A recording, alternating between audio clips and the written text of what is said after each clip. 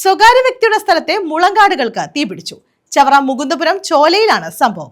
അഗ്നിരക്ഷാസേന 1.5 മണിക്കൂറിലധികം പരിശ്രമിച്ചാണ് തീ നിയന്ത്രണ വിധേയമാക്കിയത്. ചവറ മുകുന്ദപുരം ചോലയിൽ പാടത്താണ് സ്വകാര്യ വ്യക്തിയുടെ സ്ഥലത്തെ മുളങ്കാടുകൾക്ക് തീപിടിച്ചത്. ഞായറാഴ്ച ഉച്ചയ്ക്ക് 3 മണിയോടെയായിരുന്നു സംഭവം. നാട്ടുകാർ നൽകിയ വിവരത്തെ തുടർന്ന് ചവറ അഗ്നിരക്ഷാസേനാ സംഘം 1.5 മണിക്കൂർ നടത്തിയ പരിശ്രമത്തിനൊടുവിലാണ് തീ നിയന്ത്രണ വിധേയമാക്കിയത്. കാടുമൂടിയ മുളങ്കാടുകൾ കേന്ദ്രീകരിച്ച് മദ്യം, മയക്കുമരുന്ന് വിൽക്കുന്ന സംഘങ്ങൾ സജീവമാണ്. ഇവിടെ സംഘർഷങ്ങളും പതിവാണെന്ന് പോലീസ് പറഞ്ഞു.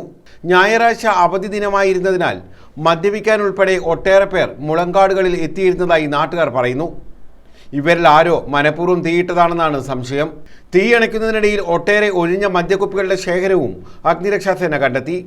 ചവറ തെക്കുംഭാഗം പോലീസ് സ്റ്റേഷനുകളുടെ അതിർത്തിയായതിനാൽ പോലീസും ഇവിടെ കാര്യമായി ശ്രദ്ധിക്കാറില്ല. ഇത് കാരണം വിദൂരങ്ങളിൽ നിന്ന് പോലും പകലും രാത്രിയും ഇവിടം കേന്ദ്രമാക്കി സാമൂഹ്യ വിരുദ്ധർ താവളമടിക്കാറുണ്ട്.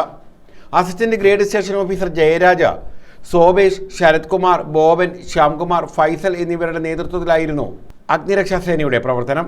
News bureau, Chavara.